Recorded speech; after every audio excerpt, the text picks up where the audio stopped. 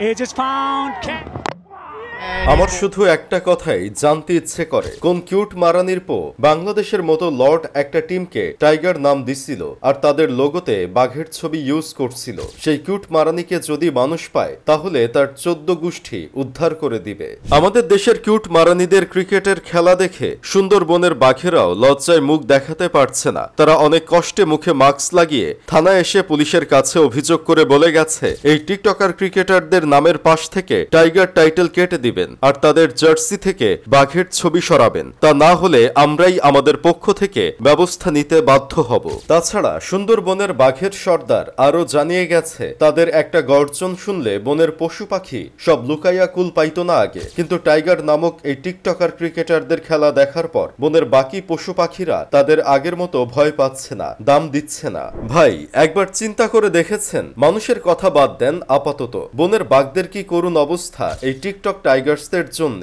Asia কাপে পাকিস্তানের সাথে চুল মার্কা খেলা খেলে এসে আফগানিস্তানের সাথে টি-20 সিরিজ জিতলো। শুধু জিতলই না, তাদেরকে বাংলা ওয়াশও করলো, কিন্তু সেই ওয়াশটা বেশি দিন টিকলো না, কারণ ওয়ানডে ক্রিকেটে সেই ওয়াশটা তান্দুরি ওয়াশ হিসেবে ফেরত দিয়ে দিল আফগানিস্তান। লাস্ট ওয়ানডে ম্যাচ যদি দেখে থাকেন তাহলে অবশ্যই জানবেন, আফগানিরা আগে ব্যাটিং নিয়ে এমন পিটানি দিল বাঙালিদের পেছনের ছাল উঠে গেল। 294 রানের টার্গেট দিল তারা। এই টার্গেটে মাঠে নেমে আমাদের টিকটকার ক্রিকেটাররা 3 ডিজিটের রান করতে পারল না। আপনি আরো জানলে অবাক হবেন। কিউট মারানির ছেলেরা 11 জন মিলে আফগানিস্তানের একমাত্র প্লেয়ার ইব্রাহিম জাদরানের একা রান করতে পারে নাই। ইব্রাহিম জাদরান সেকেন্ড ইনিংসে করছিল 95 রান আর তৃতীয় ইনিংসে করছে 95 রান, আর আমাদের দেশের টিকটকার ক্রিকেটাররা 11 জন মিলে করছে মাত্র 93 রান, যে রানের মধ্যে সাইফ হাসানি করছে 43 রান। তাহলে তারা 10 জন মিলে কি ছিড়ছে একবার কল্পনা করেন। আবার প্রেসের সামনে গিয়ে বলতেছে, আমরা স্বীকার করছি খারাপ খেলছি, কিন্তু বোলিং এর দিকটা অনেক উন্নত হয়েছে,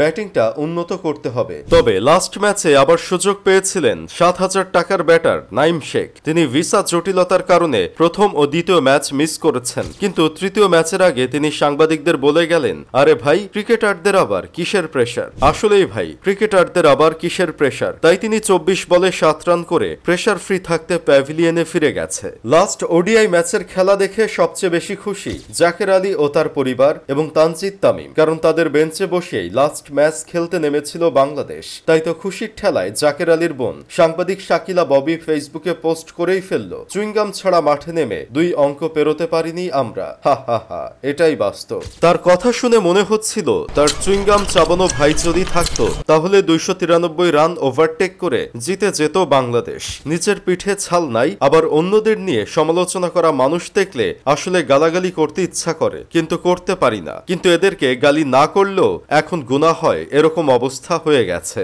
যারা 50 ওভার ক্রিকেটের মধ্যে 30 ওভারটাই ঠিকঠাক মতো খেলতে পারে না, তাদের ক্রিকেট খেলার কোনো প্রয়োজন আছে বলে মনেও করি না। বাংলাদেশ ক্রিকেটের বন্ধের দাবিতে কেউ আন্দোলন করলে ডাক দিয়েন।